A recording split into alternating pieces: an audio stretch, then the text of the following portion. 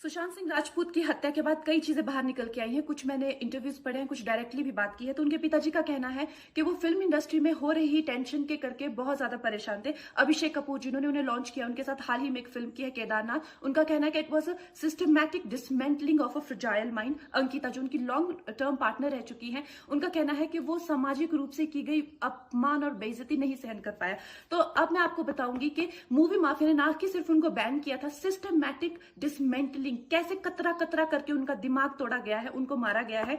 तो blind item आप इसलिए लिखते हैं क्योंकि आप जब झूठ लिखना होता है, आप को के अगेंस्ट कोई लीगल एक्शन नहीं लिया सकता, क्योंकि आपका तो नाम ही नहीं लिखा, मगर उसकी जो डिस्क्रिप्शन होती है, जैसे मेरे बारे में लिखा जाएगा कि जिस लड़की के घुंघराले बाल हैं, जिसको नेशनल अवार्ड मिला हुआ है, साइकोटिक है, इस तरह से, जो कि मनाली से, डिस्क्रिप्शन पूरी दी जाएगी मगर नाम नहीं लिखा जाएगा।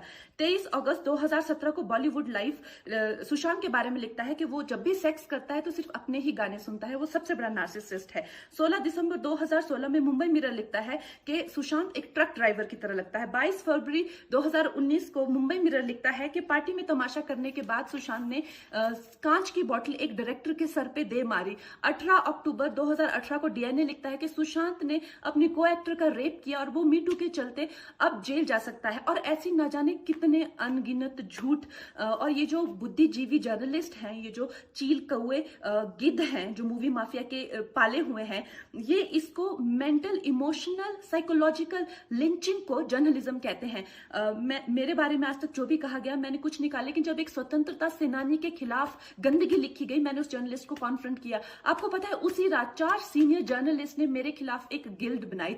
ऐलान किया गया कि इसकी फिल्म को बैन किया जाए, फ्लॉप किया जाए।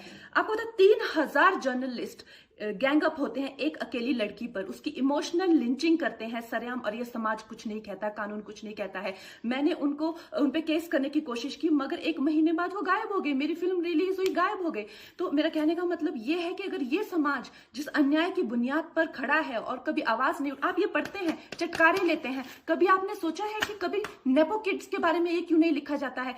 तो ये अन्याय का फंदा किसी दिन आपके बच्चों के गले में लटका मिलेगा, आपके गले में लटका मिलेगा। इसलिए जब तालियां बजेगी और सीटियां बजेगी, तब आपको पता चलेगा कि क्या गुजरती होगी।